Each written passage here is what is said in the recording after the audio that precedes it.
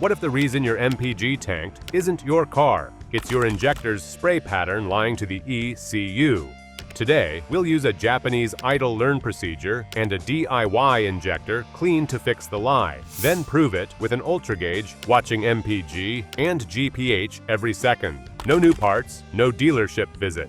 Just a method that pairs hypermiling discipline with maintenance the forums swear by, like Techron and learned idle, to restore factory-spec efficiency. Curious how much your AC, headlights, or throttle position really cost you? You'll see it on screen before we finish step 2.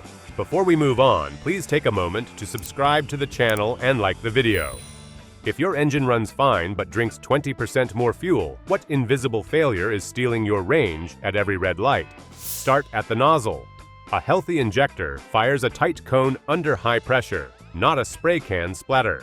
The droplets should be small, and even so they vaporize fast, mix with air, and burn in the chamber instead of washing the walls. That shape is not cosmetic. It sets how the flame starts, how it spreads, and how much oxygen you actually use in the split second before the exhaust valve opens. When the cone is right, the burn is complete, and the ECU doesn't need to chase corrections.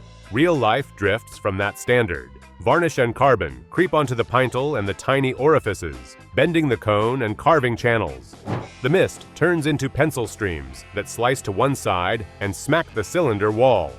Fuel beads up, some of it survives the spark, and the flame slows down. You still feel smooth power at light throttle, so you think it's fine, but the unburned fuel exits as higher HC, and the ECU reads lean downstream.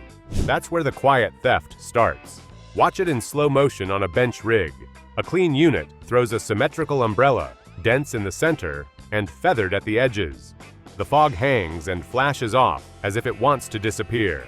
A dirty unit spits. You see 2 bright needles, maybe a late drip, and gaps in between. The streams hit metal, puddle, and the camera catches a late puff as the puddle flashes. Same pressure, worse work. Your sensors react. The upstream O2 sees oxygen slip through because fuel didn't vaporize when it should. Short-term fuel trim rises to add fuel and hit the target air-fuel ratio. Hold that pattern long enough, and long-term fuel trim creeps up too, baking in extra fuel as the new normal. You pay for that at idle and on cruise, because the computer now assumes it must over-deliver to stay on target. It's the same showerhead story. Hard water clogs the plate, the streams get coarse, and you stand there longer under higher flow to get the same rinse. Cold starts magnify the waste. A cold engine needs a richer mix to stay running, and deposits shove even more fuel into wall wetting. Idle fuel burn can run far higher cold than warm, and that gap widens when atomization is bad. Stack an accessory load on top, and you can watch idle gallons per hour climb.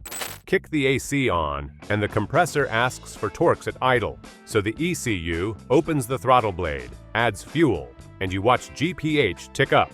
With an UltraGauge, this isn't theory.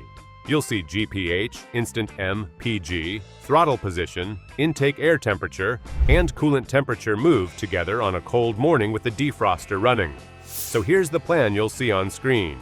We'll lock a baseline with warm idle G, pH, short-term and long-term trims over a few minutes, and a quick neighborhood loop for average MPG, no guesses, numbers. Then we'll change one thing at a time and rerun the exact loop to catch instant MPG deltas and the new idle draw in real time. Baseline first, warmed up and parked. AC off, lights off. We're reading steady idle GPH and watching trims settle. Short route logged, average MPG saved, and the lie is in the open. Extra fuel, clean idle sound, wasted range. Next, we bring a 2-part fix. First, restore the spray mechanically.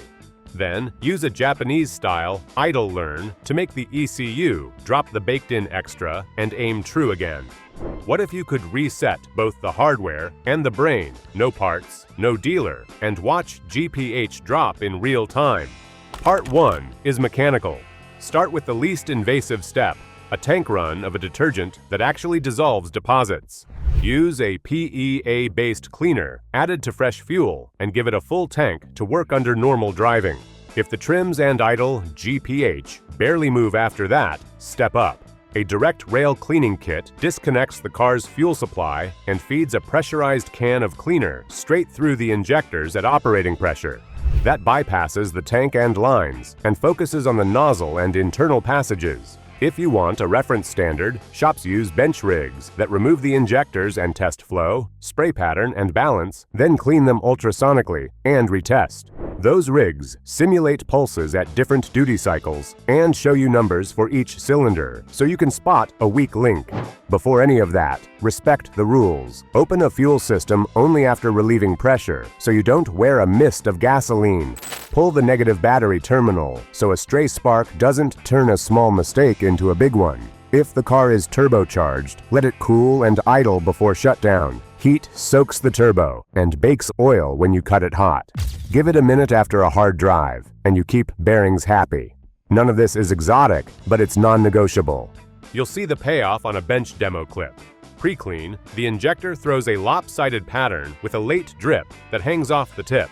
Post-clean, the cone is even, and the mist breaks up fast. That change isn't cosmetic.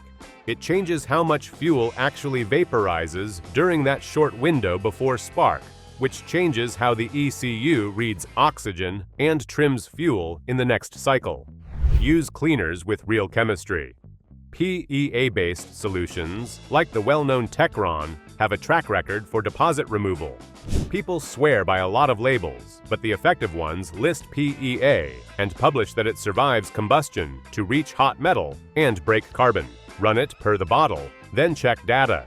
If results are weak or uneven across cylinders, a bench service can correct individual injectors that a tank additive can't balance. Yes, small wins matter.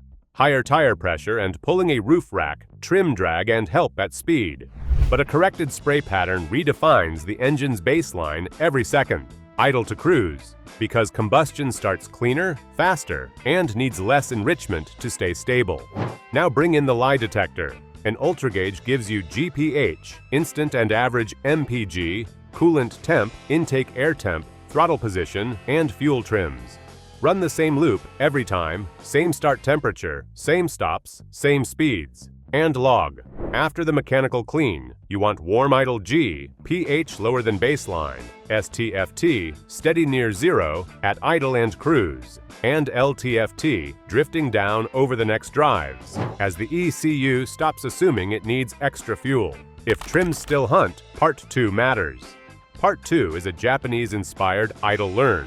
Think of it as clearing the chalkboard so the ECU stops grading you against yesterday's bad spray. Start with a true warm engine, fans cycled, temperature stable, AC off, lights off, radio off. Disconnect the negative battery terminal for a few minutes to clear learned trims, reconnect, then start the engine.